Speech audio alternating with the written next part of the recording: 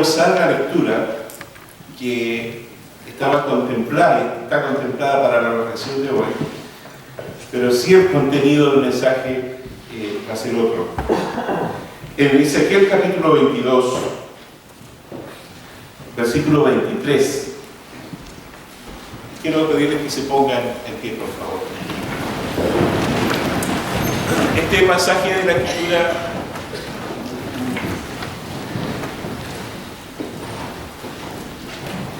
dice así. Si está en pantalla lo leemos juntos, ¿ya? Vino a mí palabra de Jehová diciendo: Hijo de hombre, di a ella, tú no eres tierra limpia, ni rociada con lluvia en el día del dolor. Hay conjuración de profetas en medio de ella, como león urgente que arrebata presa, devorarán armas, tomarán asientas y honra multiplicaron sus viudas en medio de ella. Sus sacerdotes violaron mi ley y contaminaron mis santuarios, entre los santos lo profanos. No hicieron diferencia ni distinción entre inmundo y limpio, y de mis y no en medio de ellos. Sus príncipes en medio de ella son como lobos que arrebatan presa, derramando sangre para destruir las almas, para obtener ganancias injustas. Y sus profetas cubrían con todo sueldo, profetizándoles vanidad y adivinándoles mentira, diciendo: así ha dicho Jehová el Señor, y Jehová no había hablado. El pueblo de la tierra usaba de opresión y cometía robo, al afligido y menesteroso hacía violencia, y al extranjero oprimía sin derechos. Y busqué entre ellos hombre que hiciese vallado y que se pusiese en la derecha delante de mí a favor de la tierra, para que yo no la destruyese y no la hallé. Por tanto derramé sobre ellos mi ira, en el ardor de mi ira los consumí, hice volver el camino de ellos sobre su propia cabeza, dice Jehová el Señor. Amado Padre, en el nombre de Jesús, nuevamente tocamos el trono de tu gracia, para que del trono de tu gracia, Señor, pueda emanar bendición, palabra y dirección para nuestras vidas. Y apelamos a la dirección de tu Santo Espíritu para poder meditar juntos, a la luz de los acontecimientos de hoy, cuál es el rol de la Iglesia en este tiempo, Señor. Gracias porque nos permites estar juntos para adorar tu nombre, para exaltar tu nombre, pero también nos permite estar juntos para orar y poder clamar por aquellos que precisan y necesitan de nuestras oraciones. En el nombre de Jesús, amén. Amén. Nosotros como pueblo cristiano no estamos llamados a ser líderes de opinión. Nosotros somos llamados a reflejar el carácter de Cristo en este mundo. Eso no significa que no tenemos opinión, pero cada vez que vamos a emitir una opinión tiene que ser desde la perspectiva de Dios, no desde las corrientes políticas del momento. El Consejo de Pastores descansó una responsabilidad en mí para hacer una declaración que es la que ustedes tienen en su boletín. Esa declaración, uno no puede decir todo lo que quiere, pero yo creo que ahí está concentrada de alguna manera nuestros sentimientos como iglesias evangélicas. ¿Ya? Por lo tanto, confíen que esa declaración salió después de orar, buscar el rostro del Señor y decir lo que nosotros como Iglesia Bautista también hemos siempre dicho a través de la historia. Hoy se dice que Chile despertó. Es una frase que se escucha y se levantó a marchar, por cierto, por las calles del país, por las demandas justas en un pueblo que se ha visto vulnerado en sus derechos principales. Como iglesia nos unimos nosotros a las demandas justas, porque nosotros creemos en un Dios justo. Creemos en un Dios que apela que su iglesia sea el fiel reflejo de lo que Él dijo en la oración. Modelo: hágase tu voluntad, como en el cielo, así también en la tierra. Y la iglesia tiene que reflejar la voluntad de Dios en la tierra. La iglesia tiene que predicar el mensaje de Cristo.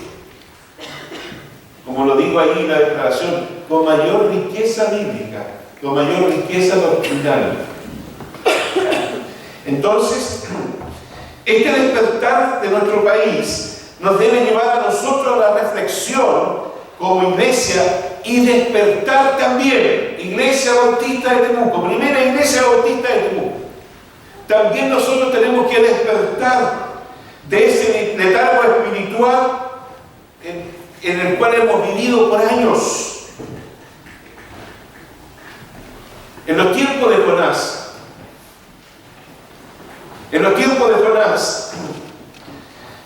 un pagano despertó a Jonás, quien por causa de su desobediencia huyó de la presencia de Dios, y producto de la desobediencia produjo que la embarcación en la cual él iba estuvo a punto de naufragar. Pero él no se daba cuenta. Él estaba dormido. Dice la palabra: y Jonás se levantó para huir de la presencia de Jehová a Tarsis, y descendió a Jope y halló una nave que partía para Tarsis. Pagando su pasaje, entró en ella para ir con ellos a Tarsis, lejos de la presencia de Dios. Cuando la iglesia se aleja de Dios, empieza a dormitar. Cuando la iglesia se aleja de Dios, pierde la sensibilidad social. Cuando la iglesia se aleja de Dios, pierde la sensibilidad espiritual, porque no recibe de Dios bendición. Dice la palabra que Jonás huyó lejos de la presencia de Dios. Pero Jehová, los peros, siempre me escuchan hablar de los peros. Pero Jehová cambia la historia. Hermanos amados, Dios siempre va a cambiar la historia. Y Él nos va a usar a nosotros para cambiar la historia. Pero fíjense que en este contexto de Jonás, Él usó un pagano para cambiar la historia de Jonás. Pero Jehová dice: hizo levantar un gran viento en el mar, y hubo en el mar una tempestad tan grande que se pensó que partiría la nave. Y los marineros tuvieron miedo, y cada uno clamaba a su Dios. Cientos de dioses quizás esa gente que iba ahí iba representando a muchos dioses. Y el representante del Dios de Israel, el representante todopoderoso, estaba durmiendo, insensible a la necesidad, porque había huido de la presencia de Dios. Hermanos amados, hay muchas formas de huir de la presencia de Dios. Cuando una iglesia no ora, está huyendo de la presencia de Dios. Cuando una iglesia no estudia la palabra, está huyendo de la presencia de Dios.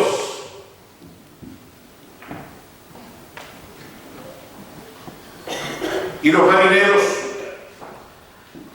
tuvieron miedo, y cada uno clamaba a su Dios, y echaron al mar los enseres que había en la nave para descargarla de ellos. Pero Jonás había bajado al interior de la nave, y allí estaba el niño durmiendo.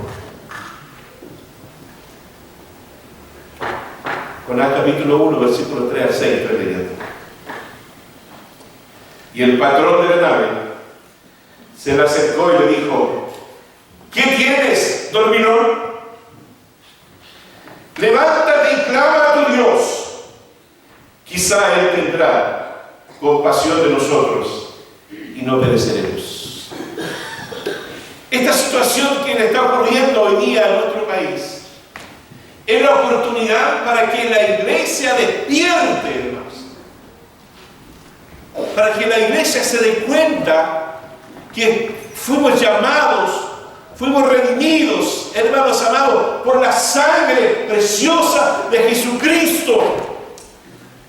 No estamos aquí porque tengamos buena pinta.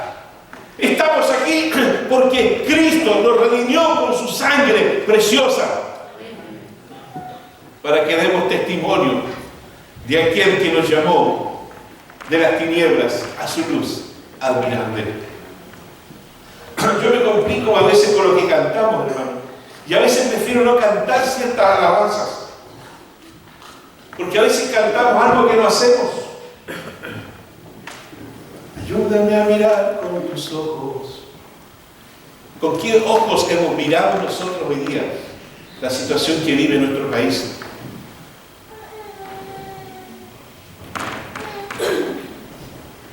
Hermanos amados, hoy la situación, como dije, en nuestro país nos debe despertar a nosotros también para cumplir con la gran comisión. Porque no se olvide, hermanos, que el reino de los cielos no es comida ni bebida. El reino de los cielos es gozo, paz y justicia. Y dígame usted, ¿quién es el que puede dar el gozo, la paz y la justicia? Dígalo usted. ¿Quién puede dar el gozo, la paz y la justicia? Las nuevas leyes que van a venir con seguridad, los cambios que van a venir y que tienen que venir. No, hermanos amados. Solo puede dar gozo, paz y justicia Dios. Amén. Y la iglesia lo tiene que decir. La iglesia lo tiene que predicar. La iglesia lo tiene que vivir en carne propia. Pero para eso la iglesia debe despertar. Como dice también Pablo en Efesios: despiértate tú que duermes y te alumbrará Cristo. Entonces, la iglesia debe despertar para cumplir con la gran comisión. Jonás quiso huir de la gran comisión. La pregunta es: ¿tú también quieres huir a la gran comisión?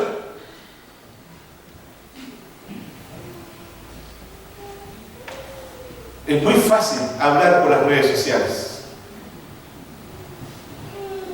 Hermanos, hay que hablar con el ejemplo.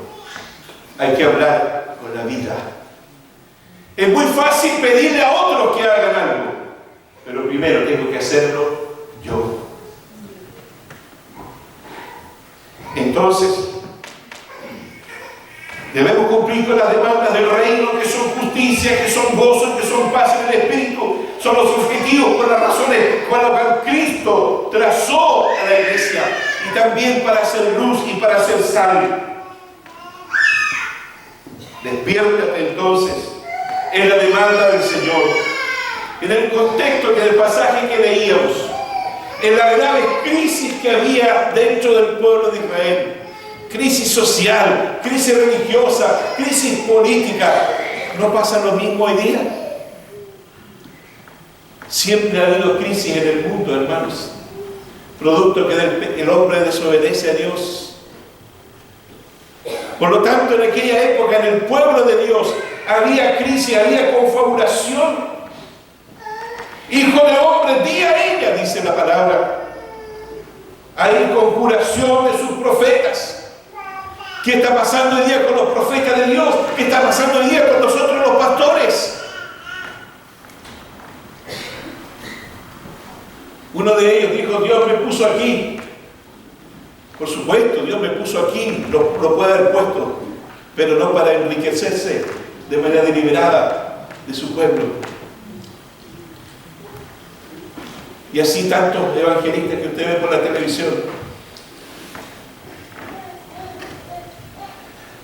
Hay conjuración de sus profetas en medio de ella, Como león rugiente arrebata presa, devoran almas, tomaron haciendas y honra y multiplicaron sus viudas en medio de ella. Sus sacerdotes violaron mi ley, contaminaron mis santuarios entre lo santo y lo profano, no hicieron diferencia, ni distinguieron entre lo inmundo y lo limpio. Apartaron sus ojos y yo he sido profanado en medio de ellos. Amados hermanos, es hora que la iglesia se levante.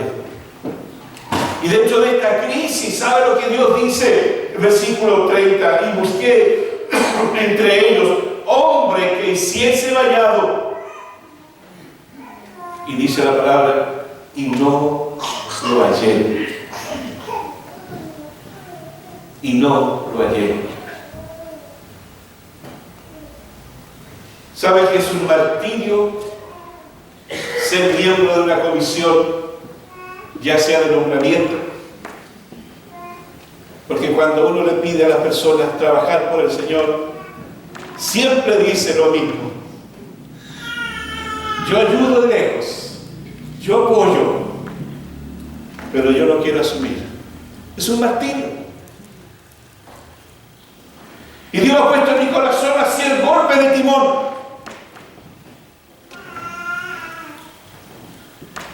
Y yo quiero que vea a José Pablo aquí. José Pablo, como pastor de esta iglesia, yo te nombro como el director del grupo de alabanza de esta iglesia. A contar de ahora, que Dios te bendiga. Y llamo a mi hermano Gartales para que sea su colaborador en el trabajo del ministerio de alabanza de la iglesia. Y ustedes, hermanos amados, vengan para acá si voy a orar por ustedes. Y ustedes como iglesia, no me echen los estatutos encima, porque una de las cosas que ocurren siempre en nuestra iglesia, aquí no se hace así, pastor. Y pasan los años y no tenemos gente para trabajar. Por lo tanto, él va a ser el que va a estar a cargo del grupo de alabanza, al cual ustedes deben obedecerle. Y Germán va a ser su ayudante. ¿Dicen amén? Amén. Oremos por ellos. Soberano Dios, ponemos sobre estos hombros de estos varones tu gracia, tu bendición, para que tú les uses, para que ellos, guiados por tu Santo Espíritu, no por sus conocimientos que ellos pueden tener, que los tienen esos talentos, sino que guiados por tu Santo Espíritu, Señor, nos lleven y nos guíen en la adoración. Y en más aún se proyecten, Señor, más allá de estas puertas, de estas murallas, a llevar la adoración a las calles, a las misiones, donde se necesita, Señor. Te ruego que les unjas con tu Santo Espíritu y les use para tu gloria. Amén. Amén. Que Dios les bendiga.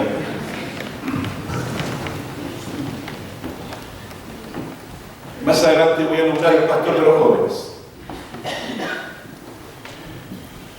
Porque Dios ya puso en mi corazón quién debe ser el pastor de los jóvenes de la iglesia. Y no seguir adelante, buscar en comisiones y comisiones. Porque el perfil lo pone Dios, no lo pone la iglesia. Dios pone el perfil. Hermanos amados, ¿hasta cuándo? Iglesia, despierta. A lo mejor esto no puede significar muchas cosas, pero yo estoy hablando desde el corazón, lo que Dios ha puesto en tu corazón, en todo lo que ha ocurrido hoy día en nuestro país. Porque si hay alguien que tiene que cambiar, también es la iglesia. Me gocé mucho el ver más de 30 hermanos a las 9 de la mañana orando. Gloria a Dios por eso. Dios va a estar feliz cuando toda la iglesia esté orando a las 9 de la mañana el día domingo. Orando, buscando el rostro de Dios, porque la única forma de tener visión Entonces, a la luz de este pasaje, hermanos, Dios anda buscando hombres y mujeres de la palabra, hombres y mujeres de la oración, hombres y mujeres que encarnen en todo el espíritu que había en el inicio de la obra, ahí en Jerusalén. Les invito a ver sus Biblias en Hechos.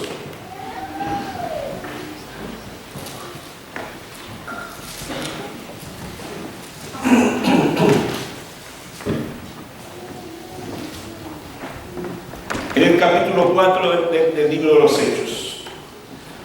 Una especie de resumen, podríamos decir, de lo que aquí ocurre.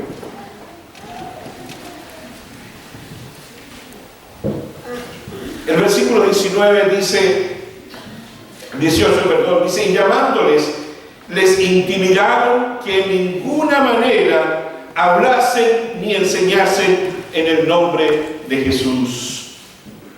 Mas Pedro y Juan respondieron diciéndole, juzgad si es justo delante de Dios obedecer a vosotros o a Dios. Porque no podemos dejar de decir lo que hemos visto y oído. Aquí está la ética de aquellos hombres. Juzguen ustedes si es justo obedecerle a ustedes o obedecer a Dios. Pero nosotros no podemos dejar de decir lo que hemos visto y oído.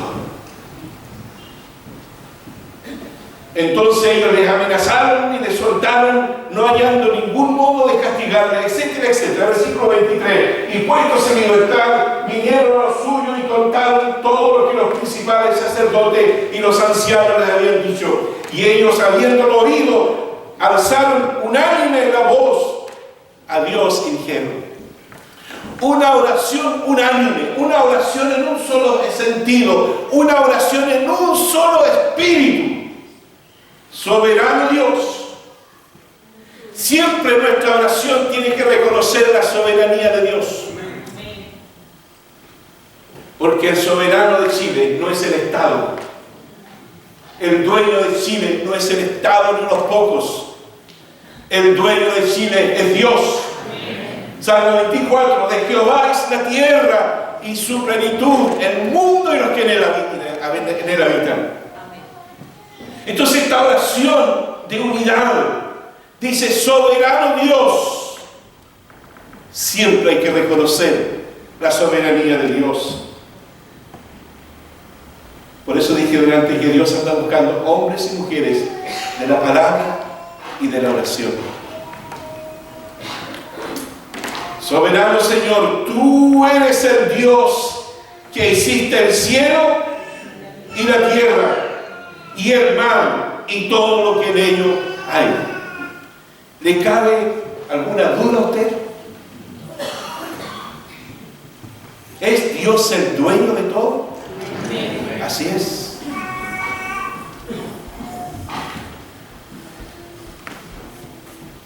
Que por boca de David tu siervo dijiste, y aquí hace mención de Salmo 2, ¿por qué se amotinan la gente y los pueblos piensan cosas vanas? Se reunieron los reyes de la tierra y los príncipes se juntaron a una contra el Señor y contra su Cristo, porque verdaderamente se unieron en esta ciudad contra tu santo Hijo Jesús, a quien ungiste, Herodes y Poncio Pilato, con los gentiles y el pueblo de Israel, para hacer cuanto tu mano y tu consejo habían antes determinado que sucediera. ¿No es lo mismo que ocurrió en lo que leí la profecía de Ezequiel? Confabulación para destruir. Hoy día hay una confabulación para destruir de la mente de nosotros a Cristo. Quieren sacar a Cristo de nuestra mente. Quieren sacar a Cristo de nuestro corazón. Quieren sacar a Cristo de la mente de nuestros niños. Quieren evitar que los niños estudien la Biblia. Por eso, papá y abuelos, léanle la Biblia a sus hijos. Enséñenle la Biblia a sus nietos, a sus bisnietas, don Eduardo. Enseñémosle la Biblia. Instruyamos al niño en sus caminos con la palabra de Dios. Y ahora, Señor, mira sus amenazas. No le está diciendo a Dios, quitan las amenazas. No le está diciendo, destruye las amenazas, destruye a estos que nos amenazan. Le está diciendo, Señor, mira sus amenazas. Pero en medio de estas amenazas, Señor, concede a tus siervos que con todo de nuevo hablen tu palabra. Iglesia, ese es nuestro rol. Orar en unidad para que con todo de nuevo prediquemos la palabra del Señor. A tiempo y fuera de tiempo, en todo momento, en todo lugar, en toda circunstancia, mientras extiendes tu mano para que se hagan sanidades y señales y prodigios mediante el nombre de tu santo Hijo Jesús. Los milagros los hace Jesús, no el hombre que ora. La gloria siempre es para Dios.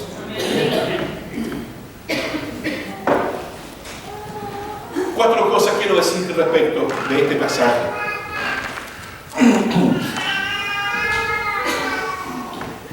Fíjense que una de las cosas interesantes, por eso dije, he estado diciendo a los hermanos, oremos por un avivamiento.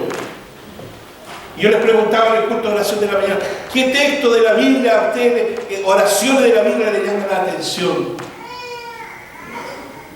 Por ejemplo, a mí me llama la atención lo que dice el profeta Habacuc: oh Jehová, aviva tu obra en medio de los tiempos, o sea, en todo tiempo aviva tu obra.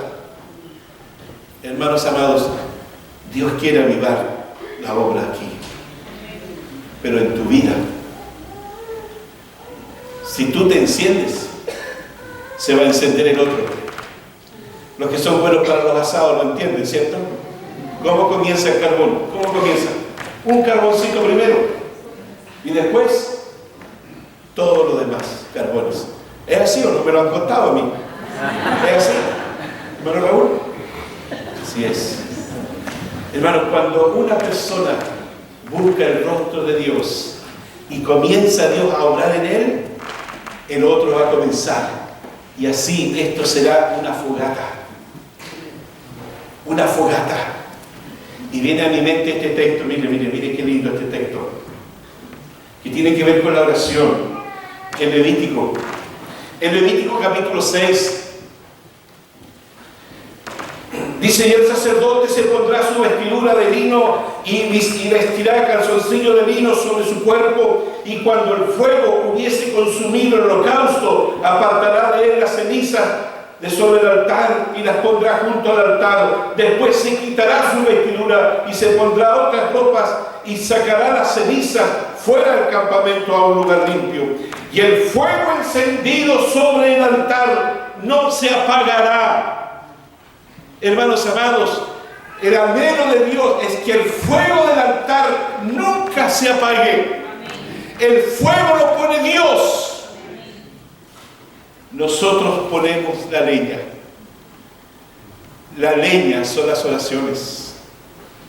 Cuidado con transformarnos en una iglesia con un montón de cenizas. Las cenizas hay que sacarlas para que la nueva leña siga encendiendo. Y dice la palabra aquí: y el fuego arderá continuamente sobre el altar y no se apagará. Eso es lo que tiene que ser la iglesia hoy, hermanos. Una iglesia encendida y no un conjunto de ceniza que antes oraba, que antes ayunaba, pero que ahora no. Como alguien me dijo, pastores, que ya el ayuno no es necesario, era para los hermanos de la iglesia primitiva. ¿Quién dijo eso? Significa que tengo que sacar esas hojas de la Biblia. La iglesia primitiva ardía en la oración. La iglesia primitiva ardía en el estudio, dice que perseveraban en la doctrina de los apóstoles. Por eso Dios anda buscando hombres y mujeres de oración y hombres y mujeres que estudien la palabra de Dios. Pero ¿qué dirá Dios? Dios encontrará en esta iglesia hombres y mujeres que estudian la Biblia. En el caso de su pueblo dice: busqué hombre que hiciera vallado y no lo hallé. Yo sé que tú tienes opinión sobre lo que está ocurriendo en Chile, porque somos ciudadanos de este país. Pero lo que tú tienes que hacer y yo tengo que hacer es orar para que Dios dé la claridad, para que Dios dé luz. No le pidamos al Estado conducta de cristianos, porque no son. Como lo digo ahí en el boletín, señores políticos, no basta con nombrar a Dios. En tu nombre comenzamos esta sesión, pero siéntate allá. No le pidamos al Estado, cualquiera que esté en el gobierno, conducta cristiana. Pero sí Dios le pide conducta cristiana a la iglesia. Por eso, iglesia amada, recuperemos la oración, recuperemos la doctrina. Y dice que también ellos compartían el pan. La única forma que el pan sea de bendición es cuando parto la tortilla, ¿no es cierto? Es cuando parto el pan. Y este partir el pan no solo es para partir, comer yo, sino que para compartir con otros. Compartir con aquel que el Señor dijo: porque tuve hambre y me disteis de comer, tuve sed y me disteis de beber, fui forastero. ¿Cómo estamos tratando a los forasteros? Fui forastero, etcétera, etcétera. Hermanos, concluyo esta reflexión. Como dije, Dios me cambió el mensaje. 4 cosas. La iglesia primitiva, y que debe ser el mismo espíritu nuestro en el día de hoy. ¿Sabe por qué? Porque Dios no se ha envejecido, hermano. Si yo miro a don Eduardo, se ha envejecido. Si yo miro a Franco, se ha envejecido. Si yo miro a Pichún, se ha envejecido. Si yo miro a las hermanas, se han envejecido. Pero Dios no se ha envejecido, hermanos amados. Si yo fuera pentecostal, diría: ¿cuántos dicen amén? Dios no se ha envejecido, ¿sí o no? El Espíritu Santo no ha cesado su poder, ¿sí o no? Es el mismo. Somos nosotros los que hemos cambiado. Somos nosotros los que nos hemos dormido. Somos nosotros los que nos hemos quedado en la comodidad. Somos nosotros, hermanos amados, que esperamos que otros hagan lo que yo tengo que hacer. La iglesia primitiva, hermano, en primer lugar, estaban convencidos del poder de Dios. A ellos no les cabía la menor duda que Dios era poderoso. Soberano Señor, tú eres el Dios poderoso, que si fuiste capaz de hacer el cielo, puedes cambiar el mundo. El problema es que los animales, los árboles, el cielo le obedece a Dios. Pero la iglesia no le obedece a Dios. Por eso Dios anda buscando hombres y mujeres, no solo de oración y de la palabra, sino que anda buscando hombres y mujeres que hagan morir el yo, que crucifiquen el yo en sus vidas, que sean capaces de decir como el orgulloso Pablo, que cuando se doblega ante Dios, al final él llega a decir: ya no vivo yo, Cristo vive en mí. Yo sé que a Dios le costó trabajo doblegar a Pablo, le costó trabajo doblegar a Pedro, y le va a costar trabajo doblegar nuestro yo. Pero es la única forma, hermano, que crucifiquemos el yo para que Cristo sea el Señor de nuestras vidas. Hermanos amados, ellos estaban convencidos del poder de Dios. Tengo conciencia, hermano. ¿Tiene usted conciencia? Yo tengo conciencia del poder del Dios al cual sirvo. ¿Tengo una real conciencia de lo que eso significa? En segundo lugar, ellos estaban convencidos de lo inútil que es la rebeldía humana. Dice la palabra del Señor: ¿quién se endureció contra Dios y le fue bien? ¿Cómo eran nuestros viejos antes? Cuando nos portábamos mal, ¿cómo nos doblegaban? A correazo limpio, ¿sí o no? En el campo con varilla limpia, hermano. ¿Saben lo que es la varilla limpia? ¿La conocen? Así nos doblegaban cuando nos rebelábamos. Y nadie decía nada, no estaban los derechos del niño, no estaban los derechos humanos, no estaba nada de eso. Pero ¿cómo salimos nosotros? ¿Cómo éramos? ¿Cómo somos?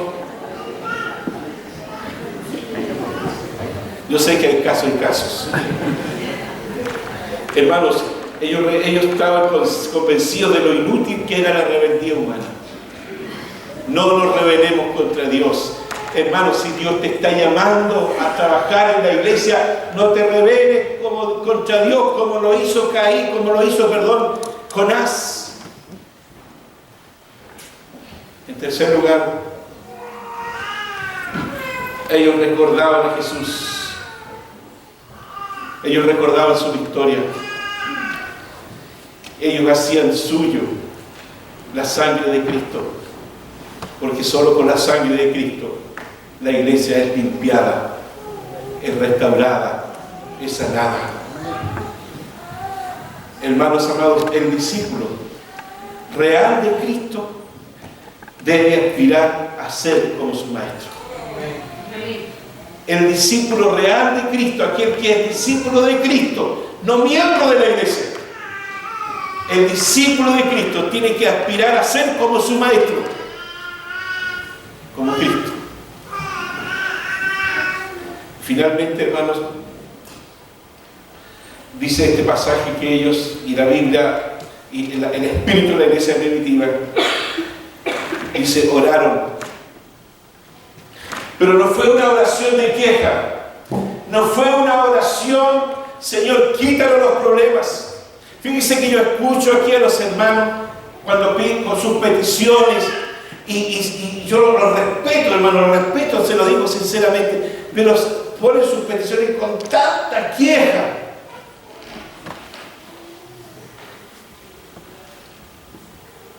Fíjense que cuando uno pide a la gente venga para hablar por sus necesidades, se llena aquí de gente y está bien, porque Dios tiene poder para ayudarlo.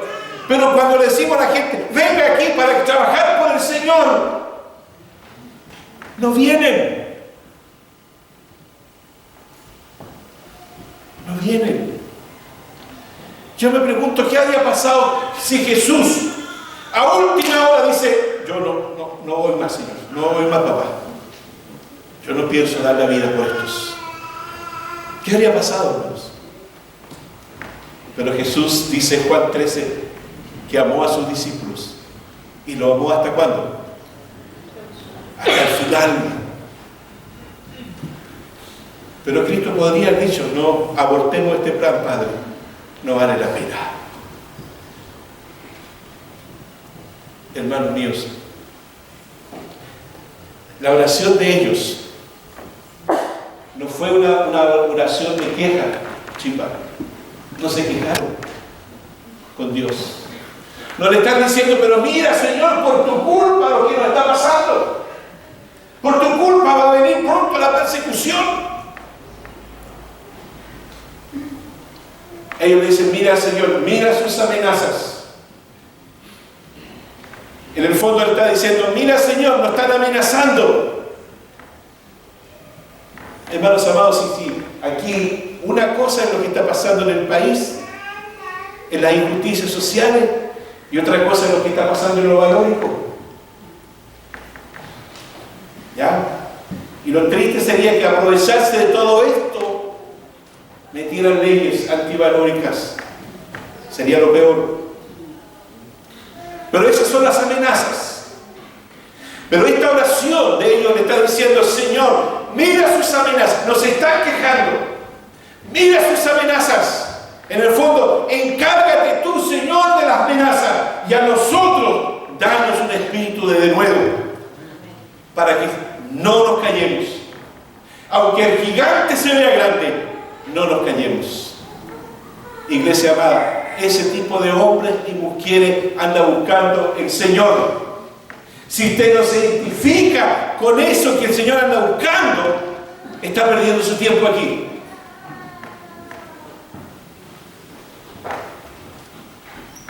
Está perdiendo su tiempo. Dios anda buscando hombres y mujeres atrevidos, osados. Amén.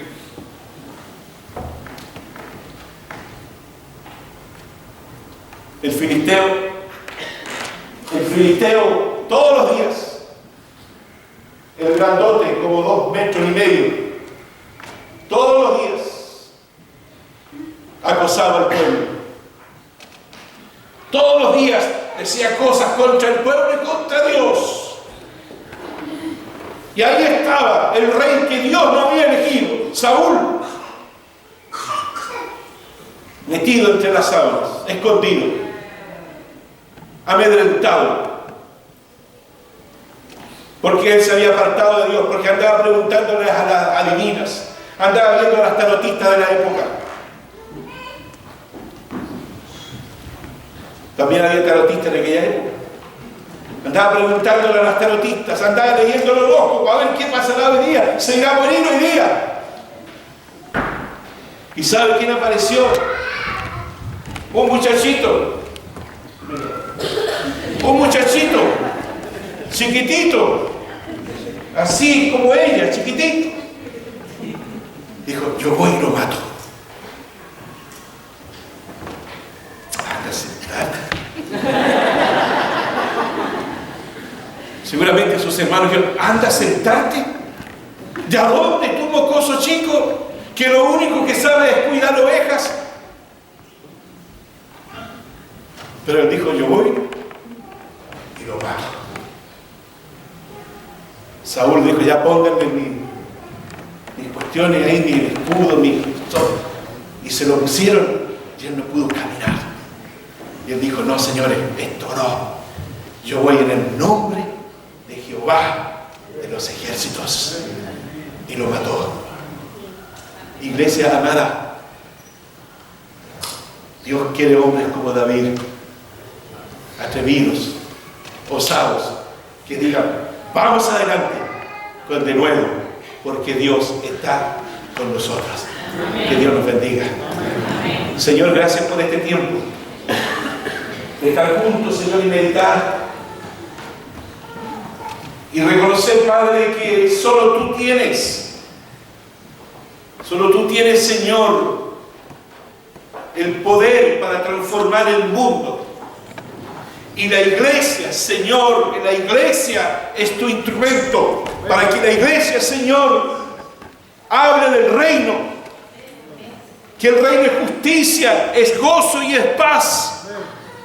Por eso, iglesia amada, despiértate en el nombre de Jesús. Iglesia, despierta a la oración. Iglesia, despierta.